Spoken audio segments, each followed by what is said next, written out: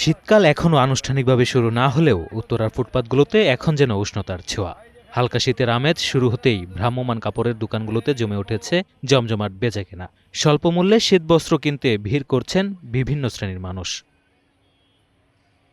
উত্তরার প্রধান প্রধান এলাকা যেমন আজমপুর, আবদুল্লাপুর, রাজলক্ষ্মী, জসিমউদ্দিন, এয়ারপোর্ট সহ বিভিন্ন ফুটপাতে এখন চোখে পড়ছে বিভিন্ন দৃশ্য।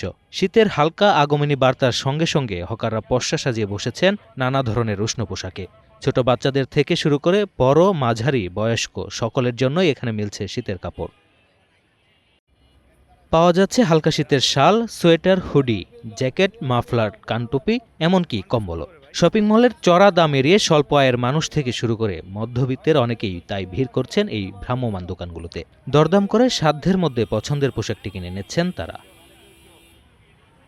সন্ধ্যা থেকে মধ্যরাত পর্যন্ত এই ফুটপাতগুলোতে থাকে উপচে পড়া ভিড়। অল্প লাভে পোশাক বিক্রি করায় ক্রেতাদের ভরসার স্থান হয়ে উঠেছে এই ভ্রাম্যমাণ দোকানগুলো। শীতের তীব্রতা বাড়ার সঙ্গে সঙ্গে এই বাজার আরও জমে উঠবে, এমনটাই আশা করছেন বিক্রেতারা।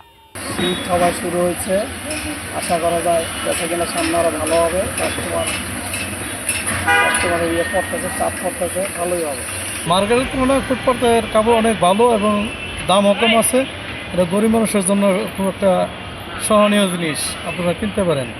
বাচ্চাদের জন্য কাপড় কিনতে আসছি মার্কেটের থেকে, এখানেই অনেক ভালো।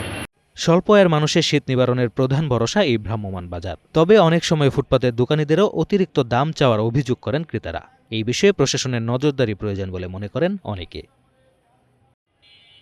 Sanjit Hasnat, green TV, news desk.